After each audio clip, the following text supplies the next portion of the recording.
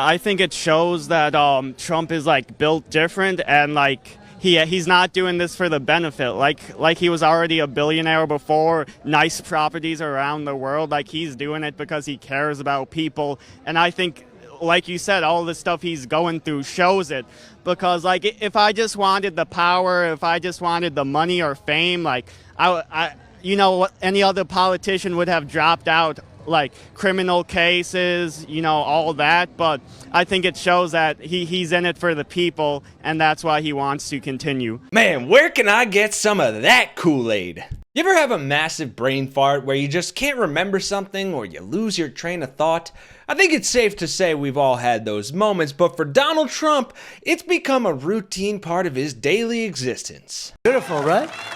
What's better, this or sitting on the Pacific or the Atlantic, which has sharks? You don't have sharks. See, that's a big advantage. Yep, that was a dazed and confused, arguably senile Donald Trump once again rambling incoherently about sharks at his rally in Racine, Wisconsin today. And it's a good thing he was saying how much he'd prefer to be there on the lake rather than at the Atlantic or Pacific where the big bad sharks are, because he had to do some serious damage control for offending Wisconsinites with his recent claims about their largest city, Milwaukee. Just weeks before he heads to the Republican National Convention in Milwaukee, he called Milwaukee, quote, a horrible city, forcing liberals around the country to defend Milwaukee, a city they then had to pretend to have been to. Oh, Milwaukee's the finest city in, I want to say, Indiana. But don't worry, because Donald Trump cleared the whole thing up. Well, I think it was very clear what I meant. I said we're very concerned with crime. I love Milwaukee. I have great friends in Milwaukee. But it's, as you know, the crime numbers are terrible, and we have to be very careful. Yes.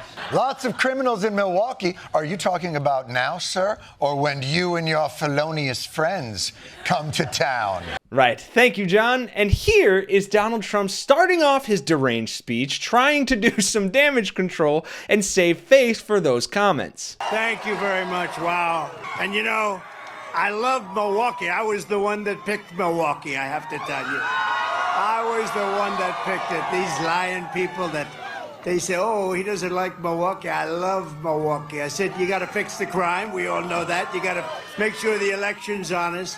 But I'm the one that picked Milwaukee, and the Democrats, or the radical left lunatics, as I call them, what they say is just so terrible. They lie. They have a horrible candidate. They have a candidate that has no clue, doesn't know where he is, and all they can do is lie.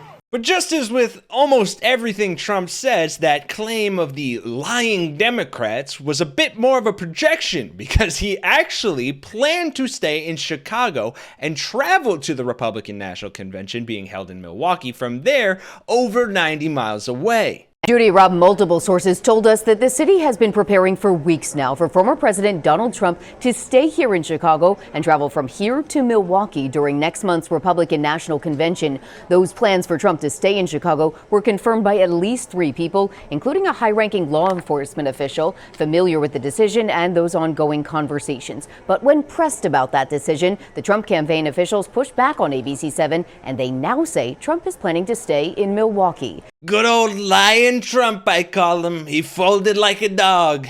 Come on, Donnie, you're gonna let the city of Milwaukee defeat you like that?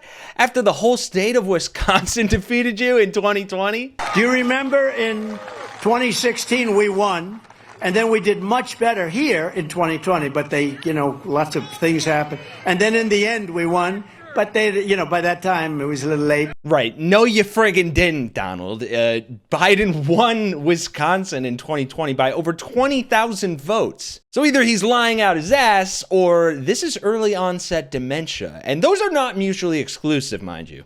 And there were plenty of examples of the latter on full display at this rally. Like this one, where Trump tries to refer to the cheap fake videos of Joe Biden that have been going around pushed by right-wing media recently, but he kind of pronounces it wrong. Joe and his handlers are insisting he's sharper than ever, and they say the videos of Crooked Joe shuffling around are clean fakes. You know what a clean fake is?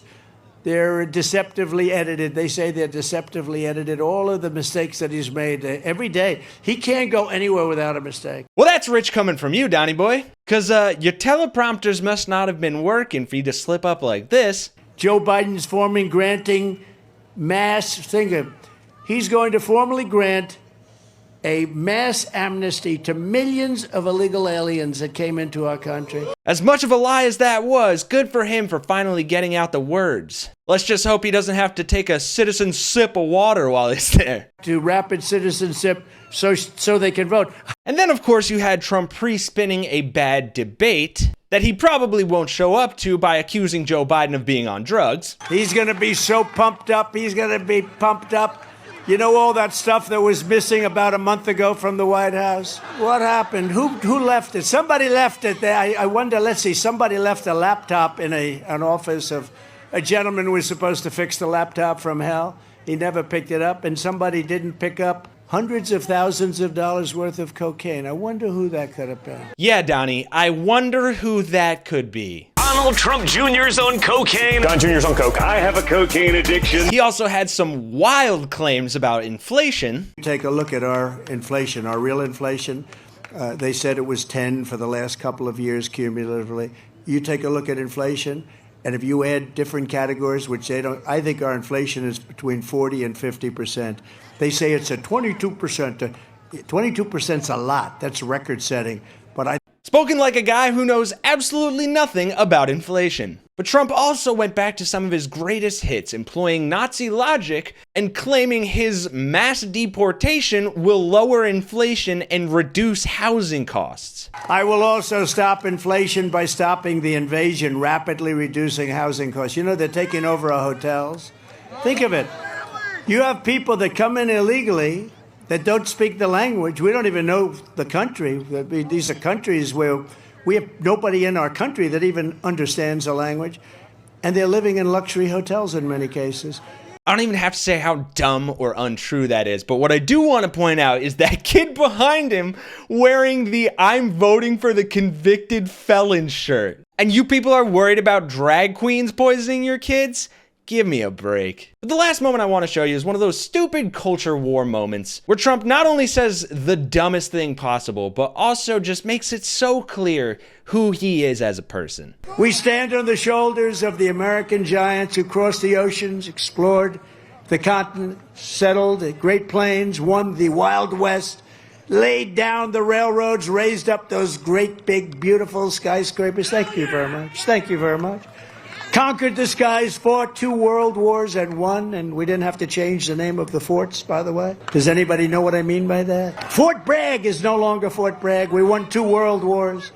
So many of the forts are changed. The names of the forts have changed. We won freedom from those forts, and they changed the name. So horrible. And that is such a crock of crap, because he's talking about Fort Bragg, which was named for a Confederate general, one of the most incompetent generals in U.S. history, who was despised by his subordinate officers and men. And that is true. I looked into General Bragg, and he is an absolute piece of garbage. Just by the title of this Washington Post article, who was Fort Bragg named after? The South's worst, most hated general, who was referred to as a merciless tyrant who had an uncanny ability to turn minor wins and losses into strategic defeat. Now I see why Donnie likes him so much. Although actually, if I recall correctly, Donald Trump doesn't like military losers. So just like the Confederacy, let's hope this November Donald Trump and the MAGA cult movement fall on their face and get relegated to the annals of America's dark and defeated parts of its history. Thanks for watching, folks. For Really American, I'm Kenny Hesse, and I'll see you all in the next one.